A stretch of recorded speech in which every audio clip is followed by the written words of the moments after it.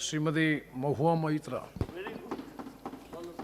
Honourable Chairman, sir, I rise today to speak against the motion and in support of the amendments moved by my party to the Honourable President's address. Far too many of our fellow citizens today languish in jail or bear the burden of judicial and police harassment simply for asking questions of this government or choosing to voice an opinion on the state of affairs in our country. So I, as a parliamentarian, garbed in parliamentary privilege, now choose to use this platform that the people have given me to ask the questions that the people want to ask and to give voice to their thoughts, so that this government may know that arresting, attacking and repressing voices will not hold. I trust my honourable colleagues on the treasury benches will not shout me down, that you, Mr. Honourable Chairman, sir, will let me speak for the entirety of my allotted time, and that Lok Sabha TV, paid for by taxpayers' money, will not turn the screens off. The American journalist Elmer Davis's words about the United States are just as relevant to the celebration of the 72nd anniversary of the birth of our republic. That this republic was not created by cowards, and cowards will not preserve it. So today, I speak of cowardice and courage and of the difference between the two. Of those cowards who hide behind the false bravado of authority, of power, of hate, of bigotry, of untruths, and dare to call it courage. After all, this government has turned propaganda and disinformation into a cottage industry, whose biggest success is the recasting of cowardice as courage. I will lay out various instances where this government has demonstrated courage. The government claims it has shown courage to bring in a law that questions on arbitrary parameters who is or who isn't an Indian. The Citizenship Amendment Act was passed in 2019 in this House on the pretext of granting citizenship to persecuted Hindus and other minorities in neighboring countries. At the same time, it threw into an abyss of insecurity millions of Indians who had been living in this land for generations. But the rules by which this act will be implemented were not yet prepared by December 2020, according to the Ministry of Home Affairs. The deadline has yet again been extended till April 2020. If indeed this government cares so much for those persecuted in neighboring countries, why does it miss deadline after deadline to notify these rules? And meanwhile, very many of us have mustered the courage to tell the government, "Kagaz nahi dikhayenge." Trying to exert central influence over Shantiniketan, Tagore's haven, is not enough to change your colors. Only a small portion of Jana Gana Mana was adopted as our national anthem. I urge the government to read the rest of it. Maybe it will help you understand Tagore, as you call him, and Bengal a little better. My colleague, the respected floor leader of the Congress party, happened to also quote these very words. But I think repeating them over and over again would do our nation some good. অহরহ তব আহ্বান প্রচারিত শুনিতব উদার বাণী হিন্দু বৌদ্ধ শিখ জৈন পারসিক মুসলমান ও খ্রিস্টানি পূরব পশ্চিম আসে তব সিংহাসন পাশে গাহে প্রেমহার হয় গাথা জনগণ ঐক্য বিধায়ক জয় হে Hail unity, hail religious diversity. The courage to make India, the world's greatest democracy, into a virtual police state whereby a single dubious complaint, both an eminent member of this House as well as one of India's most veteran journalists, is charged with sedition. The courage to try and take over every state government by hook or by crook, whether you have won the popular mandate or not. You claimed you were wedded to constructive cooperation and cooperative federalism. Instead of partnering with state governments, you try and muscle them out at every opportunity. Does the ruling party wish that its legacy be that it governed the largest democracy in the world, or that it imposed a one-party rule in India? Ask yourselves. The courage to announce a national lockdown at only 4 hours' notice, causing untold misery, countless deaths, the sight of thousands walking for hundreds of miles with no food or money. This government spent less than 2% on social transfers, in contrast to OECD countries who spent 20%, and 6% which was spent by middle-income countries. The courage, no, the brazen audacity to announce an economic rebound. India was the single worst performer among developing countries in the year 2020. Even if we believe this government's economic survey, the economy was lower by 7.7% in 2020 and will rise by 11% in 2021. So in effect, by 2022, that is over a 2-year time span, the economy will be flat. just at the 2019 GDP number. The survey proclaims that growth is the biggest poverty alleviator. Honorable members of this House, we are going to have no growth for 2 whole years. I don't understand the celebration. I come from a rural constituency and a source for migrant workers. The distress in the MSME sector is real. This rebound is one where large, strong enterprises have become stronger. It is not V-shaped, it is K-shaped. 1% of rich and successful citizens have become richer, and the pains of the MSMEs have only increased. The government had the courage to say that it gave 1,13,000 crores via the direct benefit transfer scheme, only to take the same money away from those very same people and the middle class in the way of increased cess on petrol and diesel. We are not a nation that is growing and sharing its wealth. We seem to be a nation that is only finding ways to share our poverty. The hype today is that post-budget, the Sensex jumped. In a country where only 6 crore people pay taxes, only 4.6% of the total population, how many do you think are invested in the Sensex that they should jump for joy when the Sensex jumps? The courage to use the official channels of the Ministry of External Affairs to respond to social media posts by an 18-year-old climate activist and an American pop star, where not even one single ministry has been deputed by this government to try and look out for the food, water, and basic sanitation needs of the farmers and their families who have been camping at the border for almost 90 days. And finally, the courage to bring in 3 farm laws when the opposition, farmers across the country, as well as the government's oldest ally, warned it was unacceptable. I wish to remind this government that India, under Prime Minister Lal Bahadur Shastri, committed 3 things to Sant Fateh Singh, the Akali leader. The creation of a Punjabi-speaking state, open-ended public procurement, and an assured return on agricultural produce. These farm laws threaten to snatch away 2 of these guarantees. These laws were arrived at without consensus, tabled without scrutiny, and rammed down this nation's throat with the brute force of the Treasury benches. They have firmly established this government's motto of brutality over morality. And everyone else in this country has been portrayed as a coward or a terrorist, from the farmers to the students to the old ladies of Shaheen Bagh. You say you have courage. You claim you have done so many things that no other government before you has done. Yes, that is true. In true fascist fashion, you have made every act of pettiness, of vengeance, of hate, of bigotry a part of your narrative of courage. The reason no one has done it before you is not because no one had the courage, but simply because it was not the right thing to do. Has that thought ever struck you? And India's tragedy today is not just that her government has failed her, but that her other democratic pillars, the media and the judiciary, have failed her too. Lord Hayne, the Labour peer, said in the House of Lords, what is the point of being a member of Parliament, either in the Commons or in the Lords, if you don't discharge your responsibilities? And, where appropriate, use the privileges that you have in order to promote justice and liberty. So today, like a true child of Bengal, I will stand here and be courageous. Trust me, Mr. Balu, we have not lost the fighting spirit. Even though the government spin factories will later portray it as cowardice or even plagiarism, I will lay out a few home truths by using my parliamentary privilege that guards me from charges of sedition and contempt for anything I say in this House. And Mr. Law Minister, sir, if you're present on the premises, with all due respect, this time you have neither the right to shut me up nor to try and get my words expunged from the record. The sacred cow that was the judiciary is no longer sacred.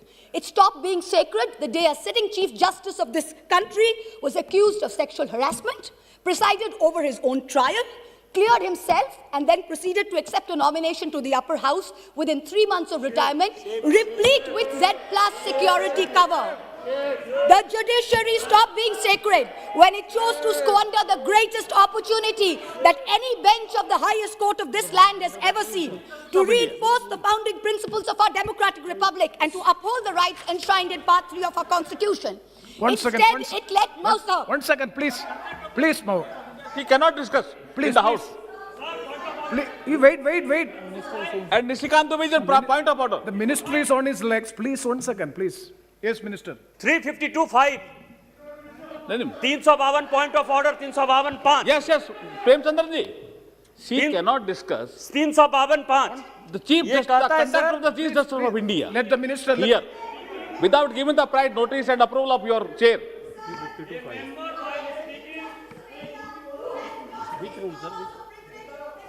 Please, please, please, please. Please, It please, let- please, Honorable, Sir. please, Mahou Maitra ji, please be seated. Please be seated. This house is run by the rules and procedure. When a member seeks a point of order, definitely it is a right of the member. So I have to hear them and I will pass the order, pass the rulings. Please. 352(5). A member while speaking shall not reflect upon the conduct of a person in high authority unless the discussion is based on a substantive motion drawn in proper items. Chief justice of India को हम लोग यहां discuss कर रहे हैं sir. Chief justice of India, Bharat के राष्ट्रपति ने उस आदमी को नॉमिनेट किया है, भारत के राष्ट्रपति के ऊपर डिस्कशन कर रहे हैं सर। और यदि इसी तरह से चलता रहा तो इस डेमोक्रेसी का बाजा बच जाएगा। इसीलिए कि उन्होंने राम मंदिर का judgement. See. Yes, I am. Yes. Yes, please. Please, Saugat Rai ji, please.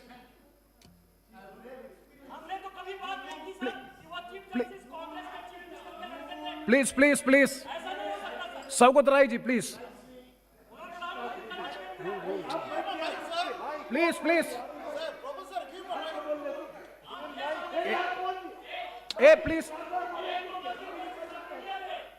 चार बार नहीं सर, हमें Saugat Rai ji, आप सर, that आप man बोलिए, is आप shouting. बोलिए ना, आप बोलिए. That member is shouting. Please, Sir, under what rule? honorable member under 352(5), Oh, please. I am going for an explanation. When the honorable member Mahua Moitra spoke, she did not, one, refer to any person by name. She did not mention anyone. And what? Hey, Meghwal ji, aap kuch nahi samajhte, baithiye. Number two, she referred to a person who was the Chief Justice. If that man would be Chief Justice now, no motion, no mention could be made against him, excepting by way of impeachment or accepting by a substantive motion. That man is a retired Chief Justice. He is not a man in high authority, and his name has not been mentioned. Not one word of what Mahua said should be expunged. I appeal to your good sense, sir, and your fair play and justice, Yes. that don't Yes, let please. this lady be stifled by the minions of this ruling party. Yes, Honorable Minister. मैं ये कह रहा था chairman साहब, ये जो माननीय सदस्य बोल रही थी, इसने सेक्सुअल हरेसमेंट का आरोप लगाया चीफ जस्टिस ऑफ इंडिया पे। ये हमारे लिए शर्म की बात नहीं है और इस हाउस में हम डिस्कस कर रहे हैं और सौगत राय जैसे आदमी इसको डिफेंड कर रहे हैं। ये Yes, इतने yes. विद्वान आदमी इनको डिफेंड कर रहे हैं। ये तो शेमफुल एक्टिविटी है। आप चीफ जस्टिस ऑफ इंडिया पे सेक्सुअल हरेसमेंट का आरोप लगा रहे हैं openly. Mahou Maitra ji, please. It is a one second, one misconduct of second. the member. Let me- It is a misconduct of the member. Let me pass the observation of the chair. We will go through the proceedings. If anything, it is affecting the higher authority and anything which is unparliamentary, definitely it will be looked into and it will be corrected. Please try to avoid such observations. No, sir. Sir, it is extremely important that I not only not avoid, please, sir. It is very important that I not only not avoid them, but I bring them up because I did not accuse the honorable gentleman of sexual harassment. Please. Somebody else did. A trial happened which he presided over. Number one, let me put it on record. I did not. It is a matter of great shame that someone sitting in the Chief Justice of India's chair, to which he had been appointed by the President of India, was accused of such a horrible act. I did not do it. Instead, let migrants walk She to is their repeating the deaths. charges. Please, It let please, our please. greatest It should not be activists done. and modern It should freedom not be done. fighters rot in jail. She is repeating the And charges. it now sits back as She a is Mahou not Maitra obeying ji. the order. There Chairman are sir, young, attractive she is not girls. obeying the Mahou order. Maitra- Chairman sir, she is not obeying the order. Again, Maitra she is ji, repeating. See, anything objectionable will not be there on the records. Please. Sir, Yes, yes. Obeying the order of the chair also. No, anything She is again repeating the same charges against the Chief Justice of India.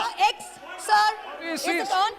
Sir, I have already, excuse me, sir. please, Mahamaitra ji, please be Excuse seated. me, sir. Please. Sir, you are welcome. Sir, Hardy. Mahamaitra ji, Hello. you have already made your observation. Yes, sir. Please, Let please, me please continue have, with my speech. Please Let have the me- patience. Please let- have the patience to Yes, hear the sir. chair, please. Yes, sir. Please, Let me please. continue. See, the matter is there is. Let me continue my speech, No, sir. please, please, Mr. you Chairman, please sir. wait. Thank Don't- you. don't be so Instead, What, madam? the judiciary stopped being sacred when it chose to squander the greatest opportunity Point of order. that Yes. any bench of the highest court of this land has ever seen. Mahamaitra ji, please address to the chair. Please hear the chair. Please be seated. Please be seated for 1 second. See, the matter, yes, 352-5. 356. I'm calling 356. Yes, 356.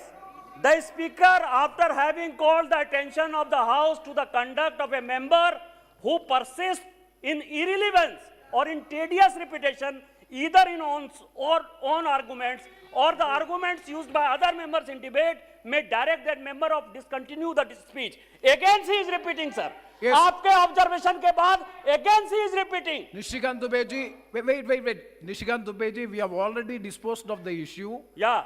See, if anything objectionable to the higher authority regarding the Chief Justice, any allegation is there, please. Definitely the chair will go through, please. The chair will go through the proceedings. If anything is objectionable, definitely it will be expensed. Yes, please continue and please don't repeat it.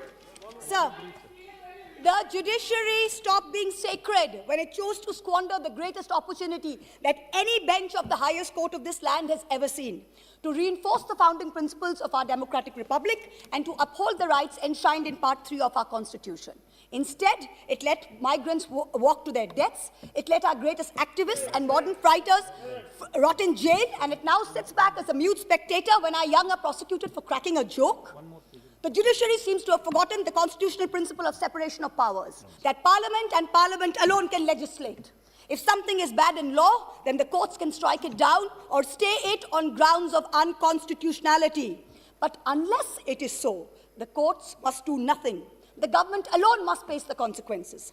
If the government has brought in the farm laws which are not acceptable to people, then either the government will repeal the laws or the courts or the people will vote the government out. We urgently need the sagacity and courage shown by the high courts during the emergency when they delivered ADM Jabalpur and like decisions. The Supreme Court, unfortunately, is failing the common citizen and is being perceived as protecting the privilege and, ironically, only itself. A very large section of the Indian media has plummeted to new depths, both in terms of lack of factual reporting as well as the total absence of journalistic ethics. And yet, even when the bar is so low, the WhatsApp chat leaks detailing correspondence between a large government-leaning media channel and the head of the TV ratings agency expose the utter filth and the crony capitalism that, ironically, this government claimed to be saving us from. What is left of the resilient media is being targeted with the provisions of the UAPA and other draconian laws. You keep taunting the Congress about the emergency, but India today is in a state of undeclared emergency. But the government has miscalculated. There is a fundamental difference between cowardice and courage. The coward is brave only when armed with power and authority. The truly courageous can fight even when unarmed. Do not forget this. Do not forget this when you tell the authorities in Ghaziabad to clear the protest site overnight with the help of the police and the bureaucracy. You are not being courageous. You're a coward wielding power. The truly brave came in droves from villages wielding nothing but the belief that their cause is just. Only They one were speaker? propelled. One speaker. They were propelled by the spontaneous tears of their leader, not by the force of their water cannons. Do not forget this when you block the roads and cut the internet off in 17 of Haryana's districts. You are not being brave. You are a coward wielding power. The state of Haryana gives 10% of India's air force and contributes to 11% of the total strength of the Indian Navy. Its people can neither be termed anti-national, nor terrorists, nor gaddars. Do not forget this. When a peaceful 60-day movement is insidiously hijacked and then you slap FIRs on Punjab's farmers. You are not being courageous. You're a coward wielding power. Bhagal Singh and Jassa Singh Ahluwalia, leading their missiles, captured Delhi way back in 1783 from the Mughals. Their descendants do not lead a lesson in courage from those who captured Delhi only in 2014. Tagore, in his poem, Bondi Bir, the Captive Warrior, an ode to Sardar Banda Singh Bahadur, wrote, Eshe sheshe ekdin, jibon mrittu pai bhritto, chitto bhabonahin, eshe sheshe ekdin. That momentous day has arrived. In the 125th year of Subhash Chandra Bose's birth, the central government has made every attempt to hijack Netaji's legacy and weave it into their own fake, narrow narrative of courage. But this nation needs to know that Netaji had two clarion calls, both embodiments of his courage and his spirit. One was the salutation, Jai Hind. Today, this government has replaced this national greeting with a narrow religious chant that it uses as a war cry to heckle, to bully, and to always remind the minority about who's in charge. Netaji's second call was Delhi Chalo, Chalo Delhi. This government falls over itself to pay lip service to Netaji. But in truth, you block the borders in Singhu, in Ghazipur, in Tikri with walls and spikes for all those who actually want to come to Delhi to tell you that much like Subhash Chandra Bose, they too will not accept any halfway house. Netaji told us never to lose faith in the destiny of India, and it is not India's destiny to be ruled by cowards. The time has come for us Please all to show conclude. courage. Please conclude. गिरते हैं शहसवार मैदान जंग में, वो तिफल क्या गिरे जो घुटनों के बल चले? Repeal or nothing. Thank you.